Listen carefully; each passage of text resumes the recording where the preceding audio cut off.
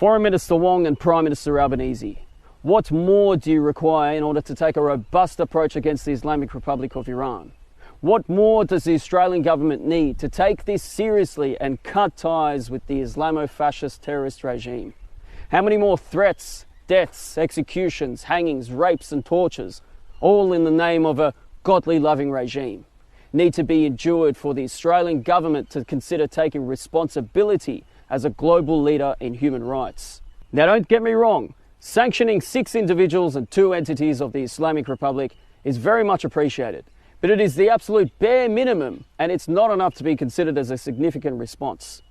Please understand that by not taking appropriate measures, the very livelihoods of Australians are also not prioritised, since many of the associates of the Islamic Republic use Australia to preserve their money-laundered assets, travel and disseminate their radicalism through recruitment and propaganda.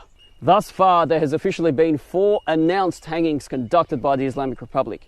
Again, those are the only ones that have been announced. Who knows how many more have actually been executed?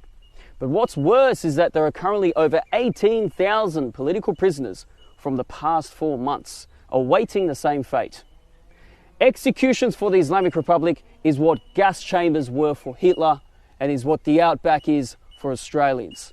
So the next question is, are you waiting for the Islamic Republic to execute the 18,000 plus protesters before you decide to implement critical retort? Once again, I make myself clear, Iranians are not asking for Western intervention. In fact, far from it.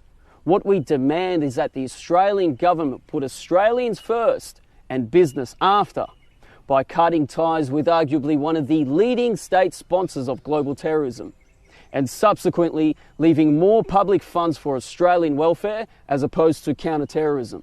There is a whole host of politicians and individuals of notable accolades that are actively in pursuit in making Australia a key actor in supporting the Iranian cause.